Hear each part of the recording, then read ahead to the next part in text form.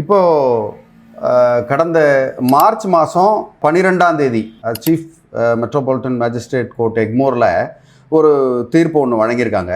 ஒரு பெரிய வங்கி, அதாவது அது வந்து ஒரு ப்ரைவேட் வங்கி தான். ஓகே, அது வந்து ஆர்பிஐயால் அங்கீகரிக்கப்பட்ட வங்கி. அந்த வங்கி மேலே ஒரு வழக்கு பதியப்பட்டது. அதில் என்ன குற்றச்சாட்டு அப்படின்னிங்கன்னா, சுமார் 1.5 கோடி ரூபா கடன் வாங்கியிருக்கார் ஒரு நபர்.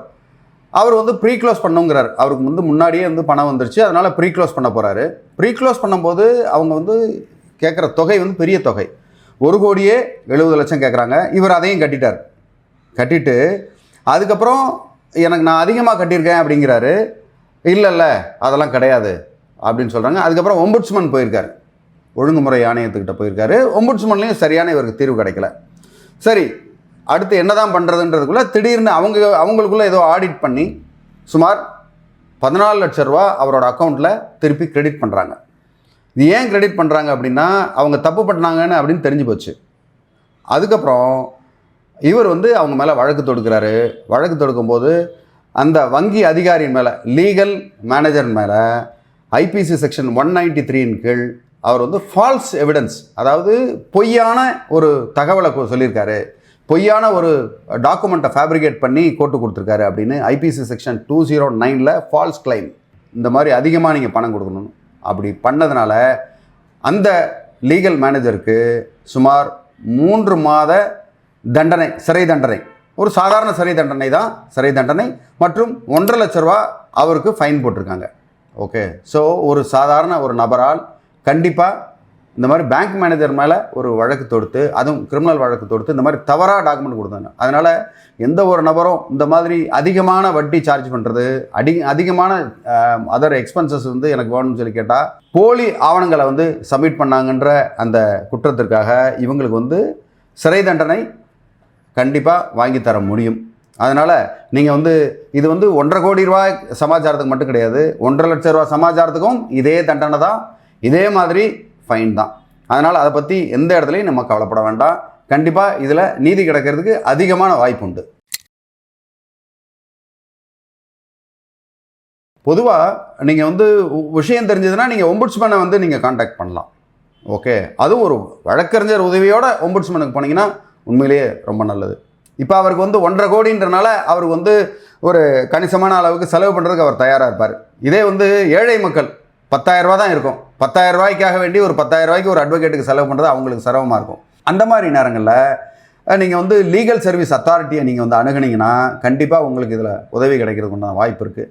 மேலும் நம்ம அலுவலகத்தில் கூட பார்த்திங்கன்னா ஒரு பர்டிகுலர் நாள் இலவசமாக ஒரு சில இந்த மாதிரி உதவிகள்லாம் செஞ்சுக்கிட்டு வர்றோம். அவங்களுக்கு வந்து தனியாக இந்த கேஸ் எப்படி நடத்துறது அப்படின்றதையும் நம்ம வந்து சொல்லித்தர்றோம். அவங்க அந்த மாதிரி நேரங்களில் அவங்க அந்த மாதிரி விஷயங்களை நீங்கள் அவைல் பண்ணிக்கலாம். நீங்கள் வங்கிக்கிட்ட கிளைம் பண்ணாலும் அந்த மேலாளர் தான் கொடுக்க போகிறாரு. வங்கி வந்து அந்த நபர் மேலே நடவடிக்கை எடுப்பாங்க. அதனால் வங்கி மேலாளர் தான் பெரும்பாலும் பாதிக்கப்படுவார். ஆனால் என்ன, அந்த வங்கியோட நேமும் வந்து ரெப்புடேஷன் வந்து ஸ்பாயில் ஆகும். அது ஒரு முக்கியமான விஷயம். ரெண்டாவது வந்து ஒரு சில எவிடன்ஸ் எல்லாம் வந்து ஃபால்ஸ் எவிடன்ஸ் கொடுக்கறது, அந்த எவிடன்ஸை வந்து டிஸ்ட்ரக்ட் பண்ணுறது. ஒரு உதாரணத்துக்கு வந்து ஒரு நுகர்வோர் அந்த பேங்க்கில் அக்கௌண்ட் வச்சுருக்கவங்க என்ன பண்ணுவாங்க, ஏதாவது ஒரு தகவலை பரிமாறுவாங்க.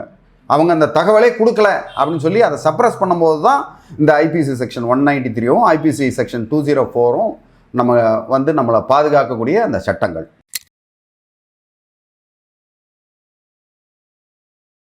100% வந்து எந்த ஒரு டாக்குமெண்ட்டையும் அவசரமாக கையெழுத்து போட சொன்னாங்கன்னா கண்டிப்பாக போடாதீங்க. உங்களுக்கு அவசர தேவையாக இருக்கலாம், ஆனால் அதே மாதிரி அவசரமாக நீங்கள் வந்து ஆபத்துலேயும் நீங்கள் மாட்டிக்குவீங்க. அதனால் எல்லாத்தையும் ஒரு காப்பி எடுங்க.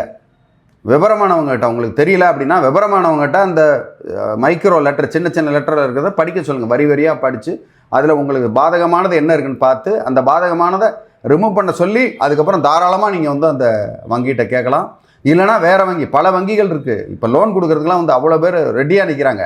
அதனால் நீங்கள் ஓடி போய் அவசரமாக செய்யணும்னு அவசியம் இல்லை. இதெல்லாம் பல நேரங்களில் பார்த்தீங்கன்னா ரொம்ப அவசரமாக செய்கிறதுனால தான் இந்த ஆபத்து நம்மளை நோக்கி வருது.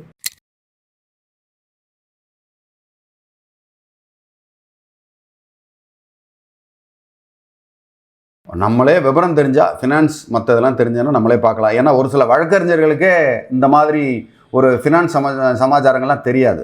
அதனால் நீங்கள் வந்து அந்த நிபுணர், சம்மந்தப்பட்ட நிபுணர் இல்லைனா உங்களுடைய சார்ட்டர்ட் அக்கௌண்டன்ட்டு அந்த மாதிரி ஒரு நிபுணர்கிட்ட கேட்டுட்டு அதுக்கப்புறமா சட்ட ரீதியாக அதுக்கு என்ன அதுக்கு நிவாரணம் இருக்குது, என்ன நீதி கிடைக்கும் அப்படின்றத அதுக்கப்புறம் நீங்கள் வழக்கறிஞரை வச்சு பார்த்தீங்கன்னா உங்களுக்கு வெற்றி நிச்சயம். மேலும் உங்களுக்கு இது சம்மந்தமாக வேறு ஏதாவது ஒரு தகவல் வேணும்னாலும் சரி, இதை மாதிரி வேறு ஏதாவது இருந்தாலும் தாராளமாக கமெண்ட் பண்ணுங்கள். உங்களுக்கு ஹெல்ப் பண்ணுறது தயாராக இருக்கேன். நன்றி, வணக்கம்.